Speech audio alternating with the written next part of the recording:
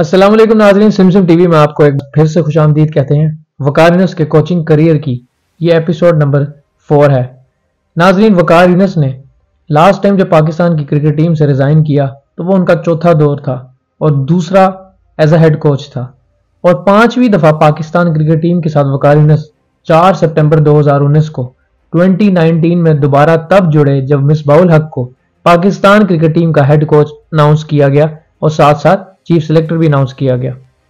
मिसबाउल हक तब Pakistan cricket team के कप्तान भी थे जब वकार यूनुस ने अपना कोचिंग करियर एंड किया था और मिसबाउल हक का करियर भी वकार यूनुस के कोचिंग करियर के दरमियान में ही खत्म हुआ था। उनकी कप्तानी और उनका करियर भी वकार यूनुस के दौर में ही इख्तिताम पजीर हुआ था।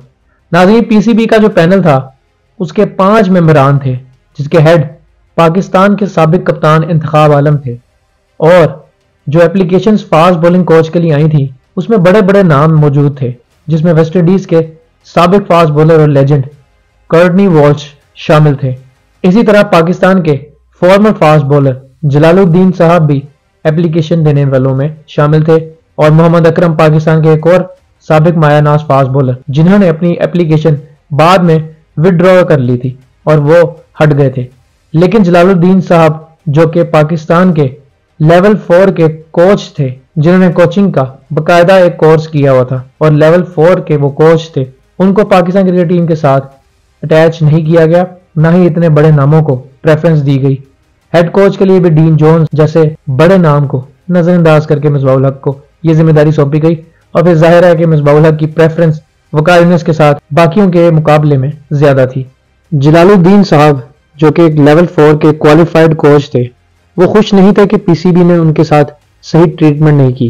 उनका कहना था कि अगर ये अपने मास्टर कोचेस को ऐसे ट्रीट करेंगे और ऐसे इग्नोर करेंगे और इतनी बेइज्जती करेंगे तो पाकिस्तान की क्रिकेट आगे मूव नहीं कर सकेगी। नाज़रीन, जब मोहम्मद आमिर ने टेस्ट मैच क्रिकेट से रिटायरमेंट का ऐलान किया था तो उनका वर्कलोड एक मेजर टॉकिंग पॉइंट था जिसका जिक्र मोहम्मद आमिर ने खुद भी अपने बयान में बारहा किया है। और मोहम्मद आमिर जब से इंटरनेशनल क्रिकेट में वापस आए थे, मोहम्मद आमिर ने 7th most overs international cricket में किए थे अक्रॉस तीनों formats among fast bowlers world wide. और पाकिस्तान के फास्ट बॉलर्स की अगर बात की जाए तो उन्होंने हसन अली जो कि दूसरे नंबर पे थे मोहम्मद आमिर के बाद मोस्ट ओवर्स करने वाले, उससे 419 ओवर्स ज्यादा किए थे। तो आप अंदाजा कर सकते हैं कि मोहम्मद आमिर का कितना गैप था और उन्होंने कितनी बॉलिंग की थी। और उनका यही कहना था कि 5 साल की ब्रेक के बाद अचानक इतनी क्रिकेट खेलना और इतना वर्कलोड बर्दाश्त करना अब उनकी बॉडी के बस में नहीं है, जिस पर उनको काफी तनकीद का निशाना इसलिए भी करना पड़ा कि वो 5 साल अपनी ट्रेनिंग पे ध्यान क्यों ना दे पाए। क्यों नहीं वो 5 साल जो उनके पास एक अच्छा टाइम था वो क्रिकेट को कंटिन्यू कर सके, अपनी प्रैक्टिस को कंटिन्यू कर सके। जेम्स एंडरसन की मिसाल यहाँ पे बारहा दी जाती है कि वो 40 साल की उम्र में अभी तक फिट है और वो हंगर और पैशन उनके साथ अभी तक मुंसलिक है, जिसकी वजह से वो लॉन्गेस्ट फॉर्मेट जो कि टेस्ट मैच क्रिकेट है वो अभी तक खेल रहे हैं। बात यहाँ सिर्फ जज्बे की और पैशन की ही होती है। मोहम्मद आमिर का कहना था कि 2010 के बाद से क्रिकेट बहुत चेंज हुई है और अगर आप देखें तो मैंने अपने करियर के 5 कीमती साल खोए हैं और आप इमेजिन कर सकते हैं कि अगर मैं उन 5 सालों में खेल रहा होता तो आज मेरे 70-80 टेस्ट मैच हुए होते। उन्होंने कहा कि मैं खोया हुआ वक्त वापस तो नहीं ला सकता, लेकिन मैं अपना वर्कलोड मैनेज करके अपना करियर प्रोलॉन्ग कर सकता हूँ, एक्सटेंड कर सकता हूँ, क्योंकि हर गुजरते दिन के साथ मेरी बॉडी और मैं जवान नहीं हो रहे, हम उम्र के साथ बढ़ रहे हैं और मेरे फैंस मुझे खेलता देखना चाहते हैं, इसलिए मैं चाहता हूं कि मेरा करियर प्रोलॉन्ग हो जाए। मैं इंसान हूं, कोई आयरन मैन नहीं हूं। मेरा पैशन अभी भी उतना ही है अपने फैंस के लिए और अपनी मुल्क को सर्व करने के लिए। इसके बाद नाज़रीन, मिसबाउल हक ने भी मोहम्मद आमिर और वहाब रियाज की टेस्ट रिटायरमेंट पे उनको खासी तनकीद का निशाना बनाया और उन्होंने कहा था कि वो पीसीबी के साथ मिलकर ऐसी एक पॉलिसी लाने का सोच रहे हैं जहां पे प्लेयर्स, पाकिस्तान के तमाम प्लेयर्स पाकिस्तान के लिए तीनों फॉर्मेट्स में खेलने के लिए अवेलेबल हों, ना कि प्लेयर्स पिक एंड चूज करें कोई एक फॉर्मेट। मोहम्मद आमिर और वहाब रियाज की रिटायरमेंट के बाद ये दोनों प्लेयर्स पाकिस्तान के लिए वाइड बॉल क्रिकेट खेलते रहे, T20 और वनडे क्रिकेट टीम का हिस्सा बन के। लेकिन ऑस्ट्रेलिया के उस दौरे पे जहां पे पाकिस्तान को मजबूरन नौजवान क्रिकेटर्स और फास्ट बॉलर्स को स्पेसिफिकली लेके जाना पड़ा, जिनमें 16 साल नसीम शाह, मोहम्मद मूसा और शाहीन शाह अफरीदी, ये तीनों यंगस्टर्स मौजूद थे और जाहिर है इतना एक्सपीरियंस फर्स्ट क्लास क्रिकेट का तो इनके पास था नहीं, ना ही टेस्ट मैच क्रिकेट का था और ऑस्ट्रेलिया ने उन 3 टेस्ट मैचेस में पाकिस्तान को ना सिर्फ वाइट वॉश किया बल्कि पाकिस्तान की बॉलिंग बुरी तरह नाकाम हुई और एक बार फिर से तनकीद का निशाना मोहम्मद आमिर और वहाब रियाज बने। वकार यूनिस से जब भी सवाल हुआ वकार यूनिस ने तोपों का रुख वहाब रियाज और मोहम्मद आमिर की तरफ किया और ये कहा कि उन दोनों ने ऐन मौके पर पाकिस्तान क्रिकेट टीम को डिच किया था। इस सब के दौरान 17 दिसंबर 2020 को तकरीबन 1 साल बाद मोहम्मद आमिर ने इंटरनेशनल क्रिकेट से ऑल टुगेदर रिटायरमेंट का ऐलान कर दिया। मोहम्मद आमिर ने इल्जाम लगाया कि उन्हें मेंटली टॉर्चर किया गया है टीम मैनेजमेंट की तरफ से, वो मजीद अब कोई ताने बर्दाश्त नहीं कर सकते, enough is enough. Mohammad Aamir ने टीवी चैनल से बात करते हुए ये कहा कि मैं क्रिकेट फिलहाल के लिए छोड़ रहा हूं क्योंकि मुझे मेंटली बहुत ज्यादा टॉर्चर किया गया है और अब मैं ये टॉर्चर बर्दाश्त नहीं कर सकता। कोई ना कोई आगे रोज मेरे बारे में कोई बयान देता है। मैंने 2010 से 2015 तक बहुत टॉर्चर सहा है और मैंने अपना टाइम सर्व किया है सजा का।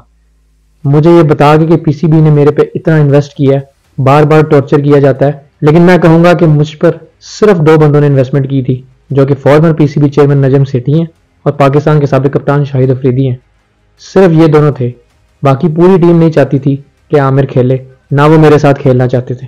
उनका कहना था कि जो रीसेंट एटमॉस्फेयर हो गया है ड्रेसिंग रूम में और टीम में वो अब ऐसा है कि उसमें वो नहीं खेल सकते अपने मुल्क की तरफ से। उनको बार तानों का सामना करना पड़ता है कि मैं अपने मुल्क के लिए नहीं खेलना चाहता, हालांकि इसमें कोई सच्चाई नहीं है, लेकिन अब मजीद मैं ये ताने बर्दाश्त नहीं कर सकता। मोहम्मद आमिर ने कहा कि हर 2 महीने बाद कोई आता है और मेरे खिलाफ बयान दे देता है। कभी बॉलिंग कोच वकार यूनिस कहते हैं कि आमिर ने हमें डिच करा दिया, तो कभी मिसबाउल हक आगे कहते हैं कि मेरा वर्कलोड जो है वो बिल्कुल ठीक था। अब बहुत हो चुका है।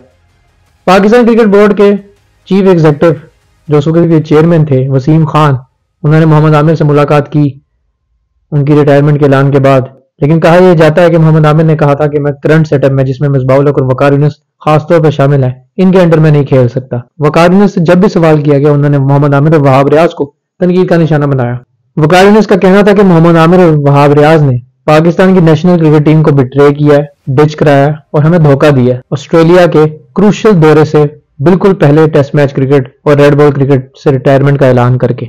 नाज़रीन, जिस वक्त मोहम्मद आमिर और वहाब रियाज ने अपनी अपनी रिटायरमेंट्स का ऐलान किया तो उन्होंने सोशल मीडिया पे किया था, ट्वीट्स के जरिए और पोस्ट्स के जरिए किया था। उस पर भी वकार यूनिस ने उन दोनों को तनकीद का निशाना बनाया और कहा कि इन दोनों खिलाड़ियों को टीम मैनेजमेंट से टीम से राब्ता करना चाहिए था और मुझे और हम सबको सोशल मीडिया से ये पता लगा, जो कि निहायत दुख की बात है।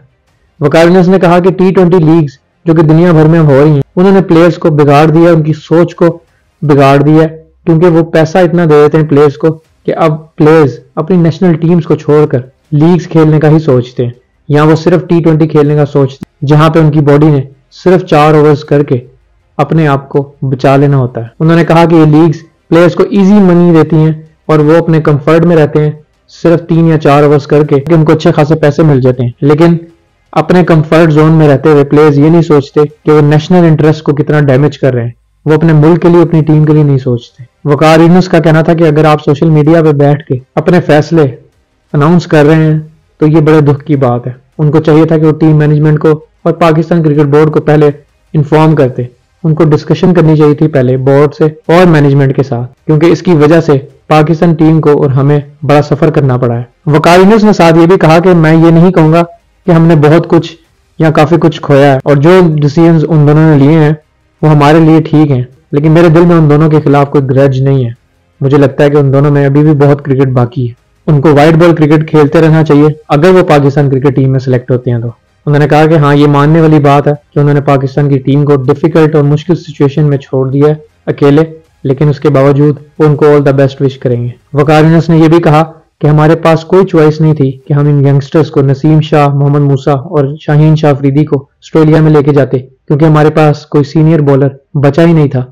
T20 वर्ल्ड कप 2021 से पहले जुलाई में खबरें आ रही थी कि शायद मोहम्मद आमिर रिटायरमेंट के ऐलान से दस्तबरदार हो जाएंगे और पाकिस्तान क्रिकेट टीम के लिए अवेलेबल हो जाएंगे, लेकिन इन्हीं रिपोर्ट्स के दरमियान वकार यूनिस से जब सवाल किया गया तो उन्होंने कहा कि ये फ्रेंचाइज क्रिकेट नहीं है, पाकिस्तान की क्रिकेट टीम है, ना ये आपके घर की टीम है ना मेरे घर की टीम है। यहाँ पे वही आएगा जो फर्स्ट क्लास क्रिकेट खेल के और अपनी सिलेक्शन और अपनी फिटनेस को प्रूव करके आएगा, अपनी परफॉर्मेंस और अपनी फिटनेस को प्रूव करके आएगा। ये बात हर प्लेयर को अपने जहन में रखनी चाहिए और याद रखनी चाहिए कि जब तक आप सिलेक्टर्स को इंप्रेस नहीं करेंगे आप सिलेक्ट नहीं होंगे। T20 वर्ल्ड कप जो कि अक्टूबर में होना था 2021 का, और वो यूएई में होना था, उसके लिए पाकिस्तान क्रिकेट टीम की सिलेक्शन के हवाले से भी बड़ी खबरें आ रही थी। शोएब मलिक को सिलेक्ट करने का कहा जा रहा था, लेकिन मलिक को सिलेक्ट नहीं किया जा रहा था। इसी तरह आजम खान की सिलेक्शन के लिए काफी प्रेशर मौजूद था, और रमीज राजा के चेयरमैन बनने की बातें भी उन्हीं दिनों में सामने आ रही थी। रमीज राजा बहुत वोकल क्रिटिक थे मिसबाउल हक के और वकार यूनिस की परफॉर्मेंस के हवाले से, और जैसे ही ये क्लियर हुआ कि रमीज राजा पाकिस्तान क्रिकेट बोर्ड के चेयरमैन बनने वाले हैं, मिसबाउल हक और वकार यूनिस ने अपनी अपनी पोस्ट से रिजाइन कर दिया, और वर्ल्ड कप से तकरीबन एक महीना पहले ही मिसबाउल हक और वकार यूनिस ने इस्तीफे दे दिए। 6 सितंबर 2021 को मिसबाह और वकार ने रिजाइन कर दिया। मिसबाउल हक ने अपने रिजाइन की उस वक्त रीजन ये दी कि पिछले 24 माह से और क्वारंटीन के प्रोटोकॉल्स में मैं अपनी फैमिली से दूर हूँ। उसने मेरी फिजिकल और मेंटल हेल्थ पे काफी इफेक्ट किया है, तो मैं फैमिली से भी दूर रहा हूँ। तो अब मैं चाहता हूँ कि मैं अपनी फैमिली के पास हूँ, मैं इसलिए रिजाइन कर रहा हूँ। और वकार यूनिस ने शुरू से यही मेंटेन किया कि जिस दिन मिसबाउल हक ने मुझे बताया कि वो रिजाइन करने लगे हैं, मैंने वही फैसला कर लिया था कि मैं मिसबाउल हक के साथ आया था। ज्वाइनिंग मैंने इनकी टीम मेंबर के तौर पर इनके साथ दी थी, तो हम दोनों ने इकट्ठे काम शुरू किया था। इसलिए मैंने डिसाइड किया कि हम एंड भी इकट्ठे करेंगे।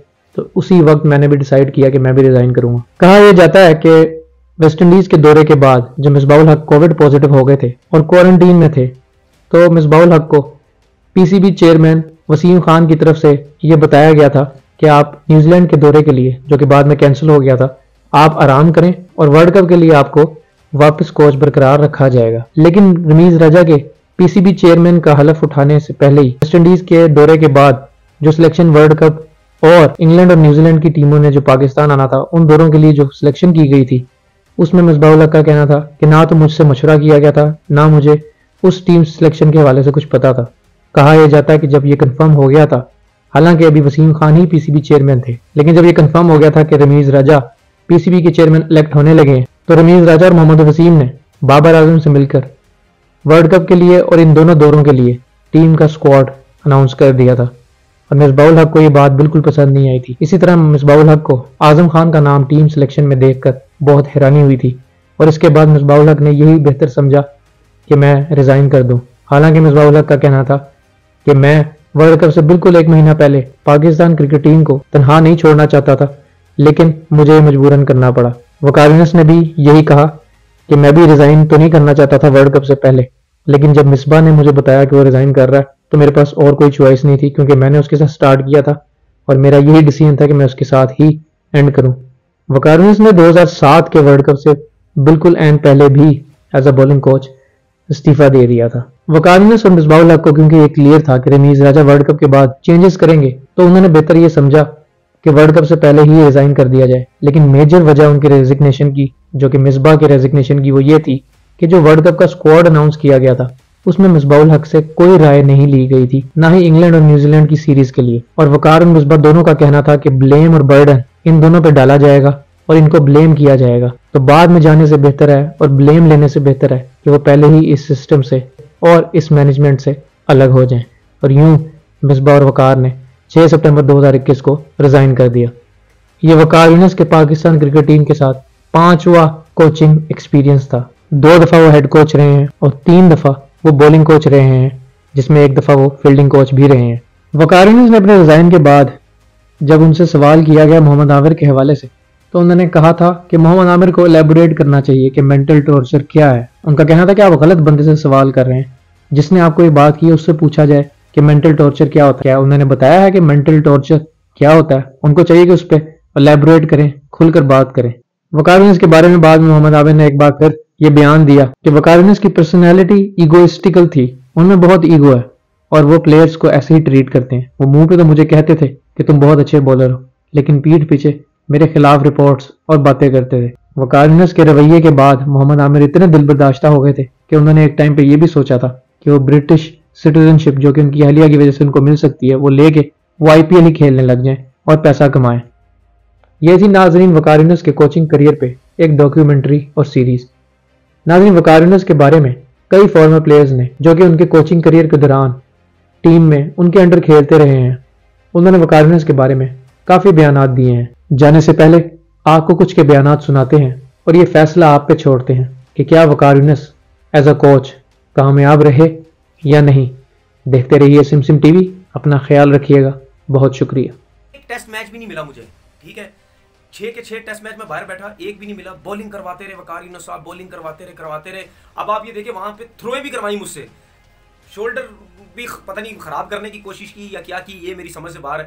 थ्रोए भी करवाई, स्लिप की प्रैक्टिस मैं करवा रहा हूँ, मैं पाकिस्तान टीम का मेंबर हूं और स्लिप की प्रैक्टिस मैं करवा रहा हूं। ये किसी क्रिकेट में होता है, ये मुझे बता दें। प्रैक्टिस मैच हुआ वहां पे अगेंस्ट लेस्टर के, उधर भी मैंने 2 आउट किए, लेकिन आगे से जवाब क्या आया, गेंद तेरा पहुंच ही नहीं रहा, तेरा गेंद ही नहीं पहुंच रहा, ठीक है। इंग्लैंड में भी जब वहाब का डेब्यू हुआ, मैंने वहां भी प्रैक्टिस नहीं की, वहां भी सेशन नहीं किया कि मेरा डेब्यू क्यों नहीं हुआ। वहां भी कोच साहब की तब गई कि नहीं जी हम जिसको खिलाएंगे हमारी मर्जी। हालांकि मेरे 11 मैचेस में 85 आउट थे, मेरा डेब्यू नहीं हुआ, वहाब का डेब्यू पहले हो गया, ठीक है। था जिम्बाब्वे के टूर के बाद श्रीलंका का टूर था। जिम्बाब्वे के टूर में 4-5 लड़के ने रेस्ट करवा दी, जिसमें मैं भी था, अब्दुल रहमान, वहाब और सब थे कि नहीं जी जब ये श्रीलंका जाएंगे फिर उन सबको वापस लेंगे, नए लड़कों को चांसेस दो, ठीक है। अब मुझे भी ड्रॉप किया है, अब मुझे खेले हुए अभी 2 से 3 सीरीज हो तो मुझे भी रेस्ट करवा दिया, जैसे पता नहीं मैंने कुछ 400 मैचेस खेले हुए थे, मैं थक गया हूँ बहुत ज्यादा।